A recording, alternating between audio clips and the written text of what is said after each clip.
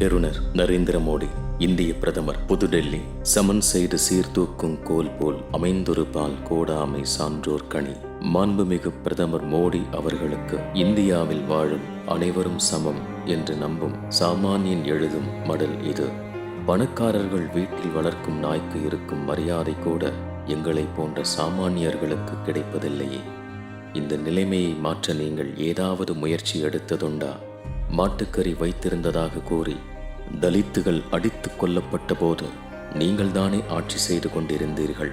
எங்களை அடித்த அந்த கொடூரர்களுக்கு எதிராக ஒரு துண்டு அறிக்கையாவது வெளியிட்டிருக்கிறீர்களா?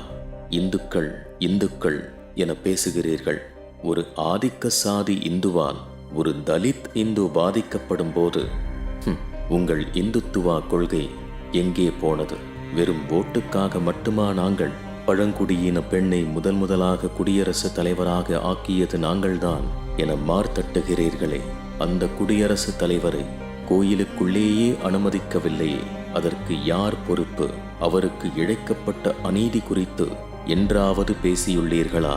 நாட்டின் முதல் குடிமகளுக்கே இந்த நிலைமை என்றால் எங்கோ கடைகோடியில் குடிசையில் வாழும் எங்கள் நிலைமை எப்படி என்று யோசித்து பாருங்கள். எங்களை உங்கள் தலைமேல் வைத்து கொண்டாடுங்கள் என நாங்கள் கேட்கவில்லை. சக மனிதனாக, சக உயிராக, சரிசமமாக எங்களையும் கருதுங்கள் எனத்தான் கேட்கிறோம். இப்படிக்கு ஒரு சாமானிய இந்தியன்